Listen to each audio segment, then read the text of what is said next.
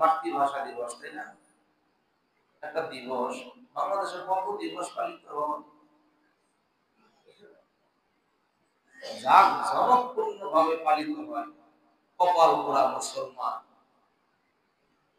বদবক্ত মুসলমান জাঁকজমকপূর্ণ ভাবে আল্লাহর মাসটা পালন করে না। 21শে ফেব্রুয়ারি, 26শে মার্চ, 16ই ডিসেম্বর খুব জাঁকজমকপূর্ণ ভাবে পালন করে, তাই না? আন্তর্জাতিক মাতৃভাষা দিবস সম্মান করেন, নিষেধ নাই, ইসলাম জবাই করে না। আন্তর্জাতিক মাতৃভাষা দিবস, এই মায়ের ভাষা, এই ভাষা আন্দোলনের জন্য 1952 সালে জীবন দিয়েছে, শহীদ হয়েছে সালাম, জব্বার, বরকত, রফিক, শফিক। এরা জীবন দিয়েছে অকাতরে। হাজারো হাজার, লাখো লাখো মানুষ ভাষা আন্দোলনে অকাতরে জীবন বিলিয়ে দিয়েছে। ভাষার জন্য কি পরিমাণ আন্দোলন করেছে। দিলের মধ্যে একটা তামান্না ছিল যে বুকের লাল তাজা রক্ত ঢেলে দিয়া সবুজ ঘাসকে রক্তে রঙিন করে স্বাধীনতা এনেছে, বাংলা ভাষা মাতৃভাষা এনেছে, অর্জন করেছে। আলহামদুলিল্লাহ, ভালো। এই 21শে ফেব্রুয়ারি আন্তর্জাতিক মাতৃভাষা দিবসে স্মৃতির সৌধে গিয়া বুদ্ধিজীবীদের মাকবারা জিয়ারত করে নীরবতা পালন করা কবিরা গুনাহ, হারাম হারাম হারাম। খালি পায়ে হাঁটা বলে, অন্যান্য দিবসে ফুল পুষ্প স্থাপন করে কোন সওয়াব আছে? কবরের মাইয়িতের সাথে আমলের সাথে এক সম্পর্ক আছে। এখানে নীরবতা পালন করা,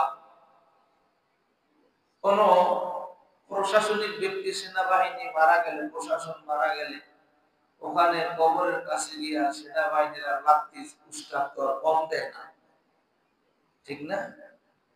লাত্তি উস্কাত কম দেয় না কবরের পাশে গিয়া, কবরের উপরে এই লাত্তি দেওয়া, সম্মান করা, শ্রদ্ধা করা, নীরবতা পালন করা, ফুল দেওয়া, এটার সাথে কবরের মাইয়িতের সাথে কোনো সম্পর্ক আছে? কোনো সম্পর্ক নেই। আহা, যদি এইটা আইন হতো, ইসলামী রুল হতো, আলহামদুলিল্লাহ। যদি ইসলামী স্ট্যাটাস বাংলাদেশের কায়েম হয়ে যায়, বলে ইসলামী খেলাফত, যদি ইসলামী হুকুমত যদি আলহামদুলিল্লাহ বাংলাদেশে কায়েম হয়ে যায়, আশা করা যায় এই সমস্ত শিরক গুলো অনতি বিলম্বে উঠে যাবে, ঠিক না বেশি? ওখানে যা কি করবে? সূরা ফাতিহা, ইখলাসের আমল করবে, ওখানে গিয়ে দুরূদ শরীফের আমল করবে। মুক্তিযোদ্ধা হোক আর যে কোনো প্রশাসনের ব্যক্তি হোক, যদি মারা যায় তাহলে ওখানে গিয়ে দোয়া করবে, চোখের পানি ফেলে তার মাগফিরাতের জন্য কান্নাকাটি করবে।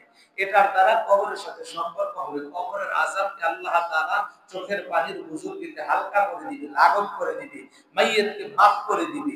কিন্তু এটা হয় না, ওখানে নীরবতা পালন, পুষ্প স্থাপন এগুলো করা হয়। হ্যাঁ, মুক্তিযোদ্ধা মারা গেলে কবর গাইতেইয়া পড়ে না, কোন সম্পর্ক নাই মাইয়িতের সাথে, এই দিবসের সাথে।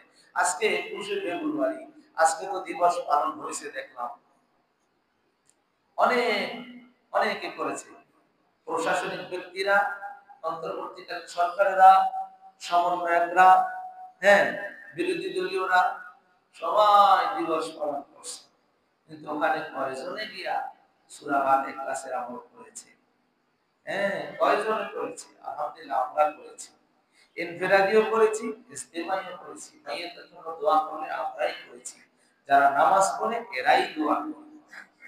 এজন্য মেরে মহতারাম ভাইও, এই 21শে ফেব্রুয়ারি, হ্যাঁ, আজকে উচিত ছিল তাদের জন্য দোয়া করা, খতমে কোরআন পড়া, দুরূদ পড়া, ইস্তিগফার পড়া, এটার দ্বারা ফায়দা হয়।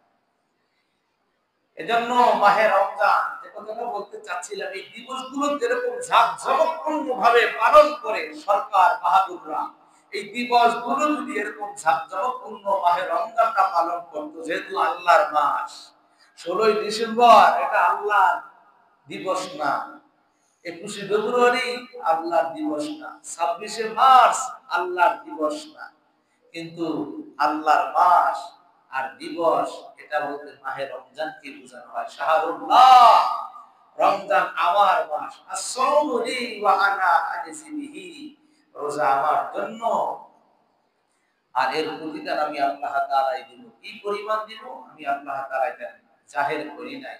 এজন্য আসসাওমু জুন্নাতুন, রোজা হলো ঢাল স্বরূপ, রোজা হলো আত্মরক্ষার ঢাল স্বরূপ। মুজাহিদরা যুদ্ধের ময়দানে জিহাদের জন্য তৈরি হয়ে যায়। সাহাবায়ে কেরাম জীবন দেওয়ার জন্য এরকম ভাবে বুক পেতে দিয়েছে, সাহাবায়ে কেরাম পিঠ দেখায়া পালায়ন করে নাই। ওই সাহাবায়ে কেরাম যেমনি ভাবে বুক পেতে দিয়ে দিয়েছে, ওরকম ভাবে বুকের ভিতর পয়সে যায়, বুক পেতেছি গুলি পান, যেমনি ভাবে রংপুরের আবু সাইদ এরকম ভাবে বুক পেতে দিয়েছে। সাহাবায়ে কেরাম দিন প্রতিষ্ঠার জন্য, দিন হেফাজতের জন্য বুক পেতে দিয়েছে। এই পাল্লা দিব তো দিব, আফসোস করেছে, আক্ষেপ করেছে, আল্লাহ তুমি তো আমাকে একটা জীবন দিয়েছো, আমি একবার জীবন দিয়া দেরি আমি শহীদ হয়ে গেলাম। আল্লাহ শহীদ হয়ে গেলাম, আমার শরীরের পশম বরাবর যদি আমার জীবন থাকতো, আল্লাহ আমার শরীরের লোম বরাবর যদি আমার জীবন থাকতো, আমার অন্তর থাকতো, একবার জীবন দিতাম তোমার হয়ে আল্লাহ, একবার শহীদ হইতাম। আর এক পশম বরাবর যদি আল্লাহ জীবন দিতাম, একবার দিয়া দিতাম, আর একবার শহীদ হয়ে যেতাম। আল্লাহ আমার শরীরের মধ্যে লক্ষ লক্ষ পশম দিয়েছো, আল্লাহ যদি আমার লক্ষ লক্ষ রূহ থাকতো, আমার লক্ষ লক্ষ যদি